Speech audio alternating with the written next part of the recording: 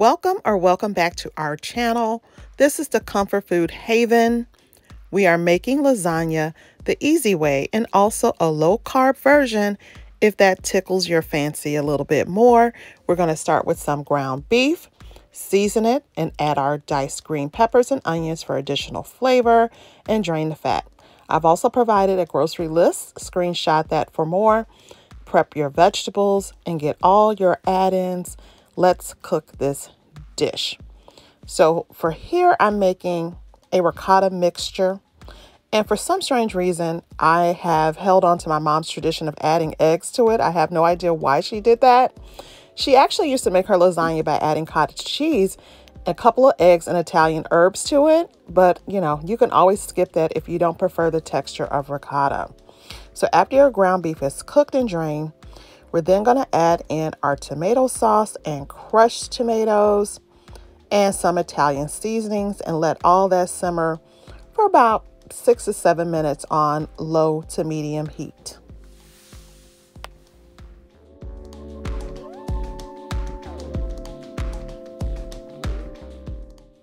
On the grocery list I mentioned earlier, I did not include garlic. I'm so sorry, but of course, all good Italian food needs some garlic. And also another thing that should be on the grocery list is butter, and I'll tell you why in just a little bit. But anyway, we're still prepping our sauce, getting all these herbs and things added so we can have lots of layers of different flavors.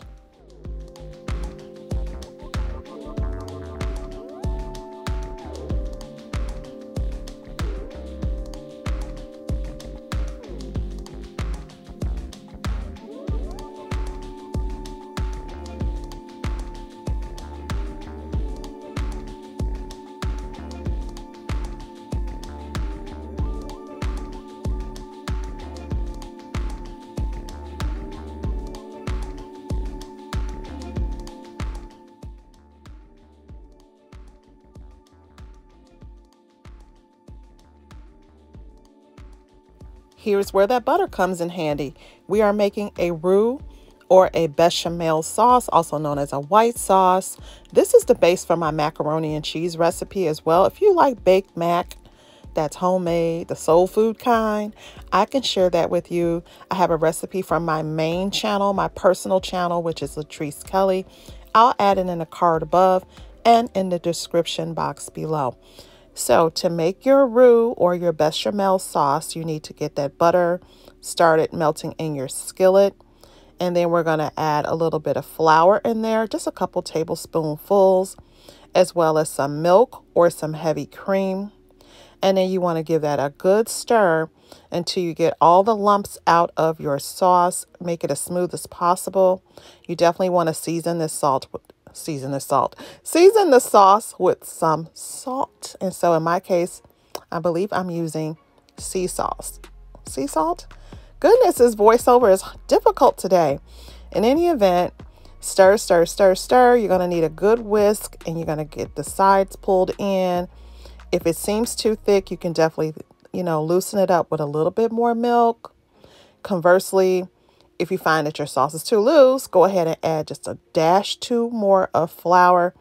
Keep stirring, stirring, stirring until you get the great smooth consistency that your bechamel sauce is going to produce for you and make a really rich, creamy lasagna.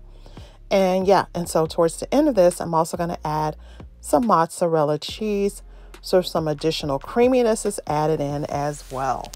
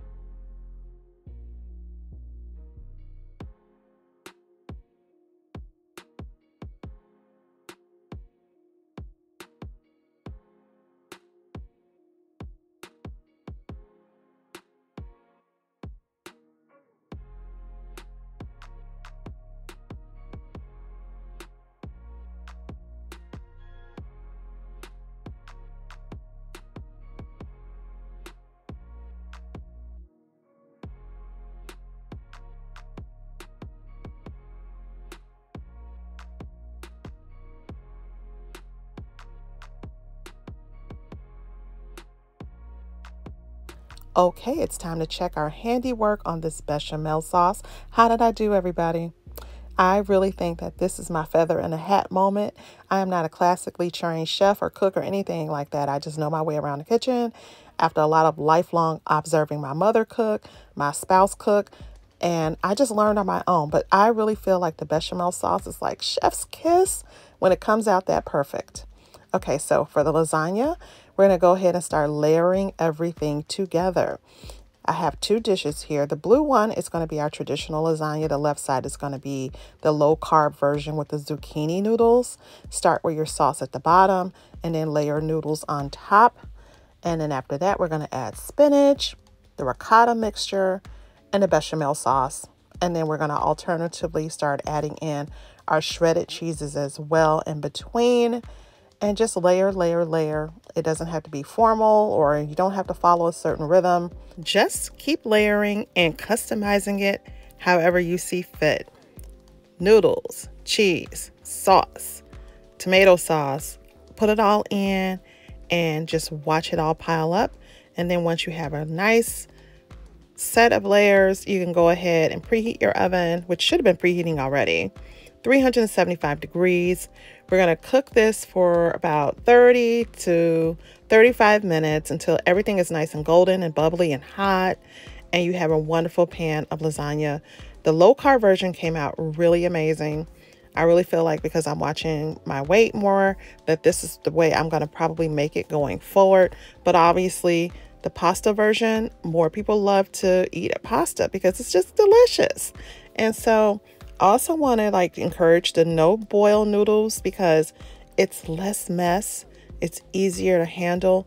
I'm so thankful that the pasta manufacturers have no boil lasagna noodles. It just makes life so much easier. So finally, my last layer is going to be some shredded cheddar, Parmesan. I don't know if I use Parmesan there. Maybe it's just mozzarella. But in any event, you can use Parm. There's no harm in it. Again, lasagna is all about how you want it. Customize it the way you see fit and the way your family likes it. So here's our final product. I'm super proud of this dish. Now what you want to do after it bakes and it's nice and golden, you need to let it sit, unlike me, because it was so messy. When I was trying to lift it out of the pan, you definitely want to let it rest for about 5 to 10 minutes. But because my family just can't wait, they were haunting me for this lasagna. So I had to hurry up and plate it up. So bon apple to the tea. Thank you for helping our first couple of videos on our new channel do very well and go viral. The carrot cake is now over 1,000 views and the peanut butter cookies are around 2,500 views. We are so appreciative to you joining a comfort food haven. And then if you'd like to see more cook with me content, if you'd like to see more recipes from my spousal unit, do leave us a comment below, like this video, share it, and subscribe. Bon apple to the tea, and thank you for watching.